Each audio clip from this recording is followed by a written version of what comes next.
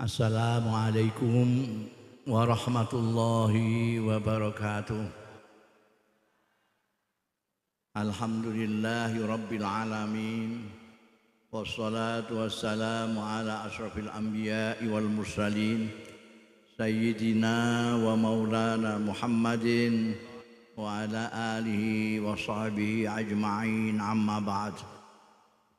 Hadaratil afadil, Sadatil masyayikh wal asatidzah al-aizza dimaizukum, yang terhormat dan saya hormati Bapak Muhammad Arifin, pejabat Wali Kota Mojokerto bersama Ibu dan segenap pejabat lain yang hadir, baik TNI, Polri maupun sipil, para pinisepuh, sesepuh, ibu-ibu, bapak-bapak, saudara-saudaraku sekalian yang saya cintai.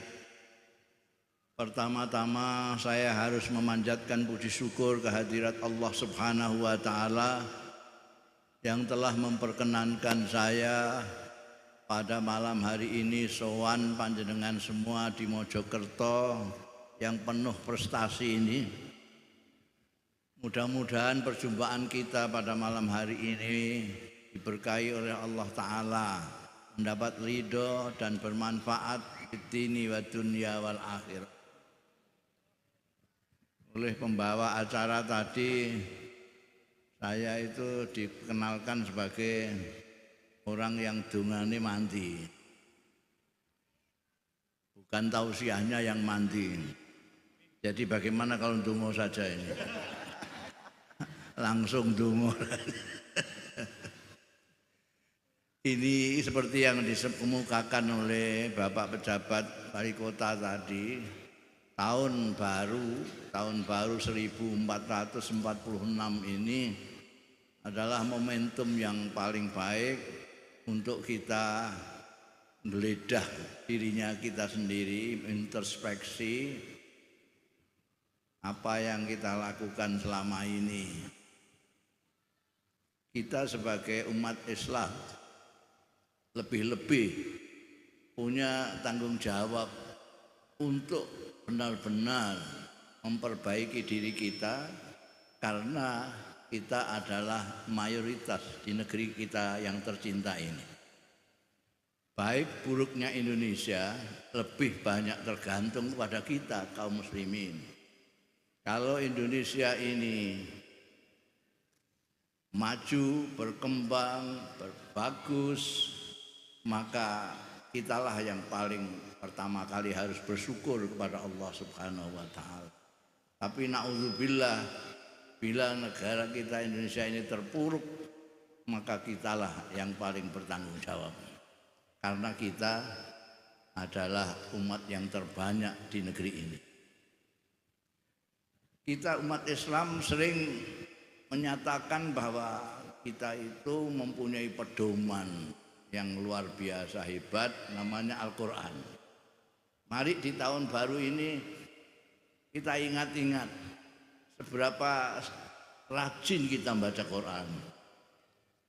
Sebagai umat yang mempunyai Al-Quran dan mengandalkan Quran sebagai pedomannya, mari kita tanya diri kita sendiri. Tidak usah tanya orang lain, tanya diri kita masing-masing. Seberapa sering, seberapa rajin kita membaca Al-Quran. Membaca saja, belum pertanyaan yang berikutnya. Pertanyaan berikutnya, seberapa paham kita terhadap Al-Quranul Karim. Baru seberapa paham, belum meningkat ke pertanyaan berikutnya. Seberapa banyak kita mengamalkan apa yang ada di dalam Al-Quranul Karim. Ini perlu sekali seperti yang saya katakan tadi, karena kita mayoritas di Indonesia ini. Jangan sampai kita mengaku sebagai umatnya Nabi Muhammad SAW, tapi ternyata perilaku kita di luar tidak berbeda dengan yang lain. Podo-podo nguyuh ning gurine truk, ning pinggir dalan. Wah itu iki sing santri sing endi? Sing dudu santri sing endi? Sing umatnya Kanjeng Nabi Muhammad yang mana, yang bukan yang mana, gak jelas. Kita harus jelas karena kita sebagai khairu ummatin, kuntum khairu ummatin ukhrijat linnas. Kita ini disebutkan di dalam Al-Quran sebagai umat yang terbaik, ditampilkan kepada masyarakat umum untuk apa? Karena terbaik ya untuk contoh. Untuk contoh. Hari ini ya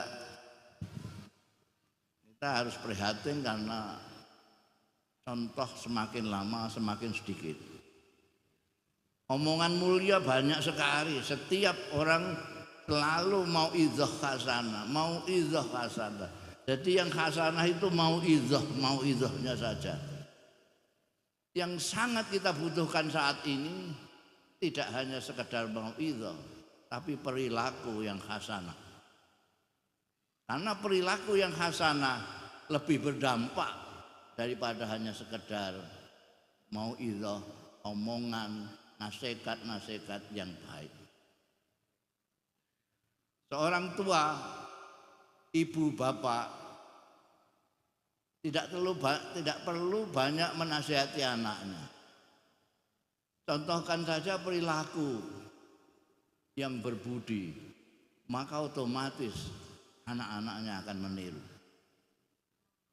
Sebaliknya, setiap hari dikasih nasihat, tapi kalau orang tuanya tidak memberikan contoh yang baik, maka tidak akan ada gunanya. Ibu-ibu, bapak-bapak, hadirin hadirat sekalian yang saya hormati, terutama adik-adik anak-anak muda yang saya hormati.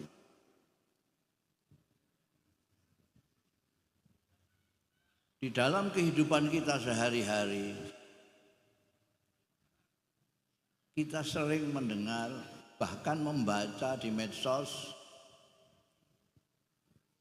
ungkapan-ungkapan yang bagus, quote-quote yang baik-baik, nasihat-nasihat yang luar biasa.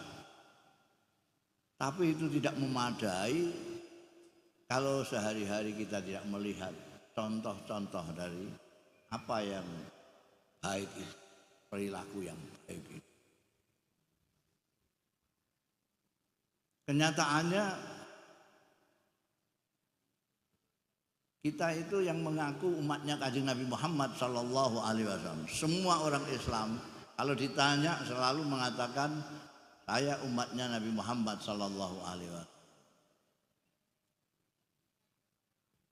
Mestinya kalau umatnya Kanjeng Nabi Muhammad sallallahu alaihi wasallam ya perilaku dan lain sebagainya itu sedapat mungkin ngepas-ngepasno dengan perilakunya Kanjeng Nabi Muhammad sallallahu alaihi wasallam. Kanjeng Nabi Muhammad sallallahu alaihi wasallam itu kebetulan adalah manusia yang paripurna. Beliau pernah menjadi orang yang paling rendah, menjadi pangon wedhus, sampai menjadi kepala negara. Pernah berdagang, pernah kaya raya, pernah melarat takar sikut. Jadi kita ini jadi apapun, dalam kondisi seperti apapun bisa meniru Kanjeng Nabi Muhammad sallallahu alaihi wasallam. Misalnya kita sebagai pedagang, kita bisa mengikuti jejaknya Rasulullah ketika Kanjeng Nabi Muhammad sallallahu alaihi wasallam berdagang. Bagaimana beliau berdagang? Bagaimana sikapnya dengan orang-orang yang berinteraksi dengan beliau? Bagaimana beliau menjaga kejujuran, amanah dan lain sebagainya. Sebagai bapak bagaimana dengan anak, sebagai suami bagaimana memuliakan istri dan seterusnya. Kita semua bisa meniru, termasuk ini yang penting. Kanjeng Nabi Muhammad SAW itu kalau menyuruh kita umatnya yang baik-baik itu dicontohkan perilakunya oleh beliau. Beliau sholat dulu, baru mengajak orang sholat. Shallu kama ra'aitumuni usolli. Salatlah seperti aku ini. Jadi orang enak sekali. Oh, sholat itu seperti itu. Karena dicontohkan dulu, baru diajak. Ayo sholat seperti aku. Khudzu anni manasikakum. Kalau haji, ambillah haji seperti aku ini. Itu Anda kiaskan terus, kembangkan terus. Kalau Kanjeng Nabi menasihati supaya memuliakan tamu, ya kayak Kanjeng Nabi. Memuliakan tetangga, kayak Kanjeng Nabi. Memuliakan istri, kayak Kanjeng Nabi. Menyayangi yang muda, seperti Kanjeng Nabi. Menghormati yang tua, seperti Kanjeng Nabi. Kanjeng Nabi kalau mengajak, menyontohkan.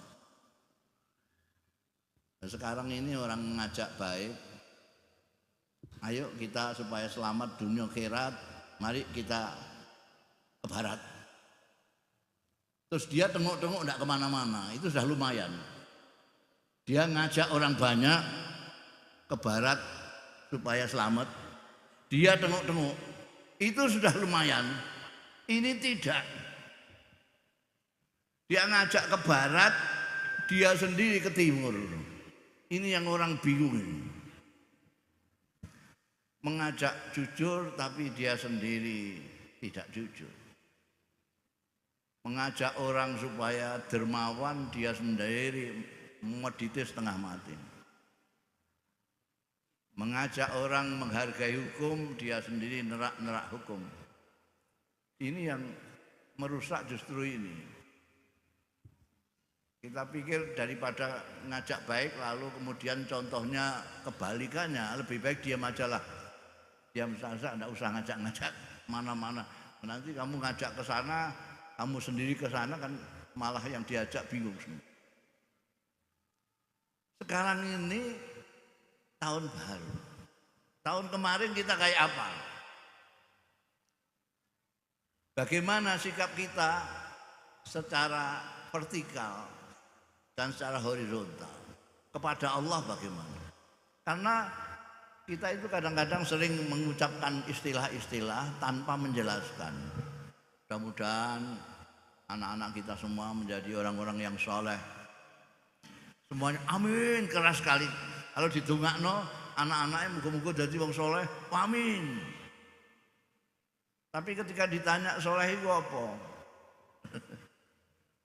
Itu deguyu.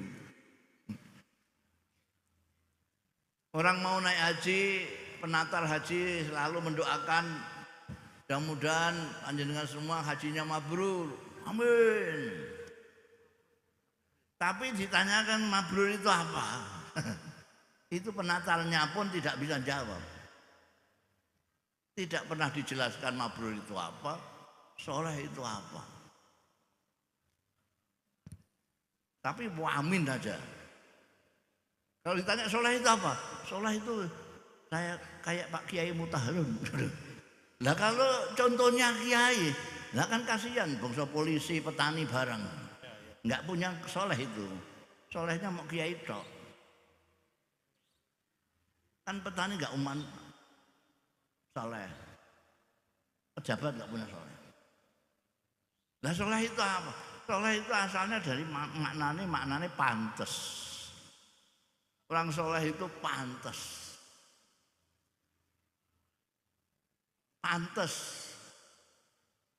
Pantas dadi kawulane Gusti Allah, pantas dadi dulure sesama kawulane Gusti Allah. Pantas. Lah pantas ini beda-beda. Jadi solehnya pejabat wali kota dengan kiai beda-beda. Itu beda. Pejabat wali kota penggaweannya kok ngaji terus iktikaf terus ini. Ya tidak bagus ah. Itu ada yang pernah datang ke rumah itu mamerno camate.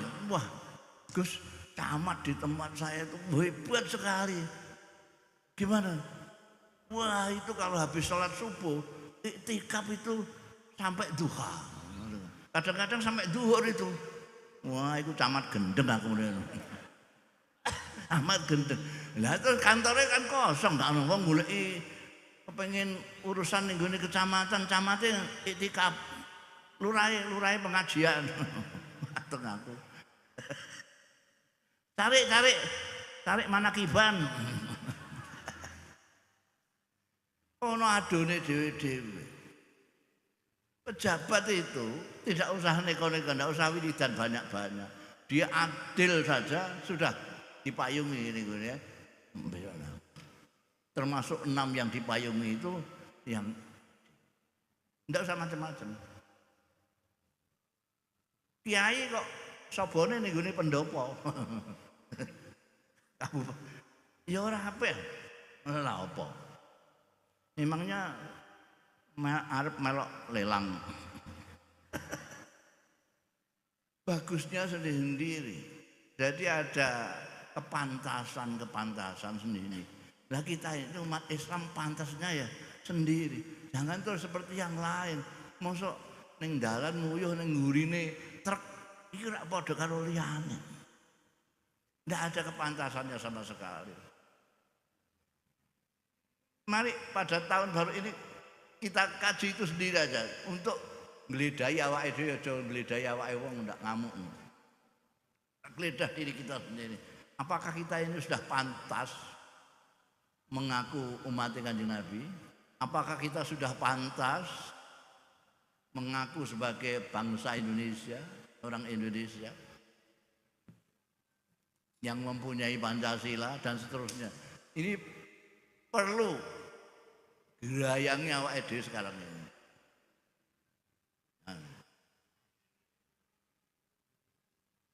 Nah, apa namanya kiat atau resepnya tadi sudah dibaca oleh adik kita yang suaranya bagus tadi itu. Kita dinasehati supaya kita jangan sampai lupa Allah. Ini penting ini mumpung tahun baru. Jangan sekali-kali kita itu melupakan Allah. Jangan sekali-kali. Apapun yang menarik perhatian kita, apapun yang menimbulkan kita takjub, jangan pernah melupakan Allah. Sebab tadi itu sudah dibacakan firman Allah, bala takunu kalladzina nasullah. Jangan seperti mereka, wahai kaum mukminin, kalian jangan seperti mereka yang lupa Allah. Karena orang yang lupa Allah akan lupa pada dirinya sendiri. Wala katakunu kalladzina nasullah fa ansahum anfusahum. Kalau kita lupa kepada Allah, Allah akan membuat kita lupa diri. Lupa diri.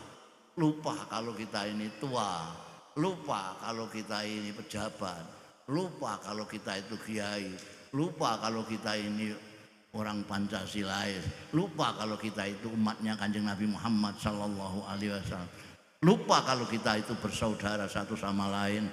Semua itu diakibatkan karena kita lupa kepada Allah Subhanahu wa taala. Karena itu zikrullah, itu zikir kepada Allah itu tidak hanya dengan mulut. Az-zikru dalam bahasa Arab itu mempunyai dua makna. Az-zikru menyebut dengan lisan dan az-zikru mengingat dengan hati. Di dalam istilah disebut az-zikru itu untuk dua-duanya. Ya menyebut dengan lisan, ya mengingat dengan hati pikiran. Maka anjuran saya pada hari hebat ini, hari pertama tahun baru ini, Mari kita jangan pernah melupakan Allah Subhanahu wa taala agar kita tidak dibuat lupa diri. Karena sekarang banyak yang lupa diri, ya. Baik kita melihat membaca berita-berita itu kan banyak orang-orang besar, pimpinan-pimpinan yang mestinya harus menjadi contoh justru lupa diri, malah memberikan contoh-contoh yang tidak baik kepada bawahannya.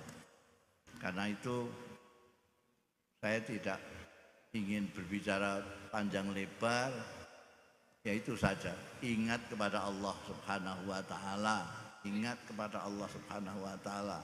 Ingat, ini semua nanti dampaknya bukan hanya kepada diri kita sendiri, tetapi dampaknya kepada sekeliling termasuk bangsa kita. Karena di dalam perilaku umatnya Nabi Muhammad SAW tidak boleh hanya berpikir pada dirinya sendiri. Umatnya Nabi Muhammad SAW tidak patut untuk berpikir hanya untuk diri sendiri. Waman lam yahtam bi amril mu'minin falaisa minhum. Orang kok hanya mementingkan diri sendiri, tidak mementingkan yang lain, tidak termasuk bagian orang-orang mukmin. Harus pokoknya aku warek kono kaliren ya ben, itu bukan umatnya Nabi Muhammad sallallahu alaihi wasallam. Demikian pula pokoknya aku ning swarga kono digeraji ndase ning ngene neraka ya lah, itu juga bukan umatnya Kanjeng Nabi Muhammad sallallahu alaihi wasallam. Kalau kita ingin kenyang, kita kenyang bersama-sama dengan saudara kita. Kita ingin di surga bersama. Karena itu Kanjeng Nabi Muhammad sallallahu alaihi wasallam rajin sekali, tidak henti-hentinya menyuruh kebaikan, melarang keburukan, atau istilah santrinya itu amar ma'ruf nahi anil munkar. Orang yang sering lupa bahwa amar ma'ruf nahi anil munkar itu sebenarnya adalah manifestasi pengejawentahan dari kasih sayang. Kalau di dalam satu komunitas masyarakat, di sana tidak ada amar ma'ruf nahi anil munkar, tidak ada yang saling kritik, tidak ada yang ngelokno kene ngelokno kono. Saya khawatir di situ memang tidak ada kasih sayang satu sama lain. Saya sering menyontohkan ada seorang anak kecil hujan-hujan manjat pohon. Ini ada beberapa orang reaksinya beda-beda. Ada orang lewat lihat anak memanjat pohon. Apa reaksinya? Dia batin saja, ini anaknya siapa? Hujan-hujan kok manjat pohon, nanti kalau jatuh buar. Hanya gitu aja. Tapi kalau yang lewat itu yang melihat anak ini bapaknya, apa mungkin dia hanya batin gitu aja? Iki anakku iki lah apa kok hujan-hujan penekan, enggak mungkin. Dia pasti ngomong, no, hujan-hujan penekan, bener. Ini kalau bapak. Sekarang kalau mboknya no, mboknya lagi goreng tempe dikandani, yu anakmu penekan yu. Gorengan ditinggal perut gosok ya lah. Perlu melayani anaknya. Orang mau dikandani ngaku cangkem, dicekel sikile anaknya, ya cemudun. Kenapa kok ada yang mau batin dalam hati seperti orang lewat tadi? Ada yang ngomong pakai mulut seperti orang tuanya tadi, ayahnya tadi. Kok ada yang sampai lari nyekel sikile? Kenapa? Perbedaan ini adalah perbedaan kasih sayang. Semakin sayang orang itu, semakin ingin orang itu menyelamatkan. Ibu kasih sayangnya tidak ada yang melampauinya, kecuali Kanjeng Nabi. baru ayah. Ibu 3 kali lipat dari kasih sayangnya ayah. Karena itu ibu tidak cukup hanya ngomong. Dalam bahasanya dawuh Kanjeng Nabi Muhammad sallallahu alaihi wasallam,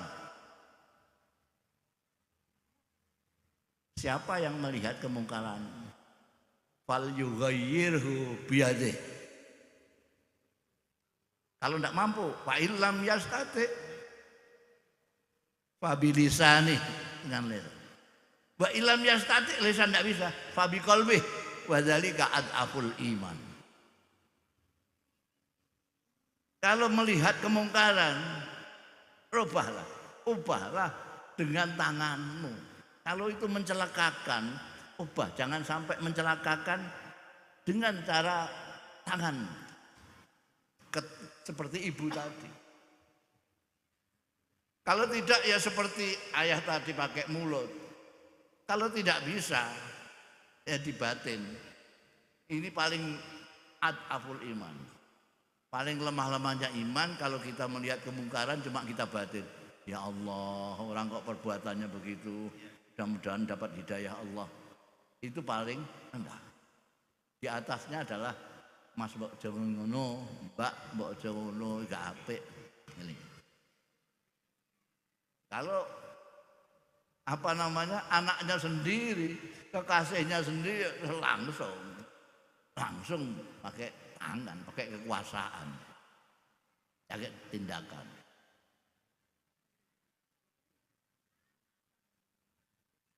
Ada orang pakai sandal terbalik, sing tengen digo kiwa, sing kiwa digo tengen. Kira-kira sampean reaksinya bagaimana kalau lihat itu? Kalau sampean nggak kenal ya, sampean guyu tok batin ngene. Iki wong iki piye? Nek mripate ra roh mosok sikile gak krasa. Sing tengen digo kiwa ngene kesandung kapok engko. Paling gitu ngrasani. Tapi kalau sampean kenal karo dia ya enggak mungkin sampean rasani gitu. Mesti sampean, lho Kang iki lho. Sandalmu kualik enggak kerasa piye? Tapi kalau itu bojone dhewe ora trimo diomongi ngono, cemekel sandal. Iki lho sik. Iki temen iki. Al yughayyir biyadi. Lah kita kalau sudah tidak ada saling tawasau bil haqqi wa tawasau bis sabri, tidak ada amar ma'ruf nahi mungkar, itu saya khawatir pertanda memang tidak ada kaitan kasih sayang di antara kita. Nah, ini menyedihkan sekali. Sangat menarik Sayyidina Umar bin Khattab ketika membuat metafora, memberi perumpamaan. Kita hidup ini seperti naik perahu. Kita itu naik perahu, masing-masing sudah dijatah sendiri. Kamu di sini, kamu di sini, kamu di sini, kamu di sini. Karena sudah mempunyai bagian sendiri-sendiri, maka tiba-tiba ada orang yang ngambil petel apa namanya itu, apa namanya petel, palu apa-apalah pokoknya untuk nutuk-nutuk bagiannya dia itu. Meskipun itu bukan bagian kita, bagiannya dia sendiri, tapi dia nutuk-nutuk perahu itu bahaya. Diginikan dengan petel itu. Kalau kita diam saja, wes ben wong iku nggon-nggone dhewe kok bagian-bagiane dhewe njarno ra wis. Nanti kalau berlubang perahu ini, yang karam itu tidak hanya dia sendiri. Kita semua ikut. Makanya di dalam Al-Quran kita sebutkan supaya kita khawatir dengan suatu musibah yang tidak hanya mengenai orang-orang yang soleh saja. Musibah yang datang itu tidak memilih-milih orang yang soleh. Amat toleh wasoleh. Apa ada banjir terus nyimpang? Ini kayak Mutahirin ini, jangan dibanjirin. Gak ada gitu. Amat toleh wasoleh. Itu sebabnya maka yang soleh harus mencontohkan, harus mengajak-ajak yang lain supaya berbuat yang soleh untuk keselamatan bersama-sama. Para sepuh, sini sepuh, ibu-ibu, saudara-saudara sekalian yang terhormat, terutama Bapak Jabat Wali Kota, saya kira saya tidak bijaksana kalau bicara banyak. Pertama berarti saya tidak menghargai diri saya sendiri dan tidak menghargai diri sampean semua. Sampean semua dari tadi sudah duduk di situ, capek, tidak menghargai diri saya sendiri karena saya sendiri baru datang, capek sekali. Ini karena cinta saya kepada kalian semua saya datang.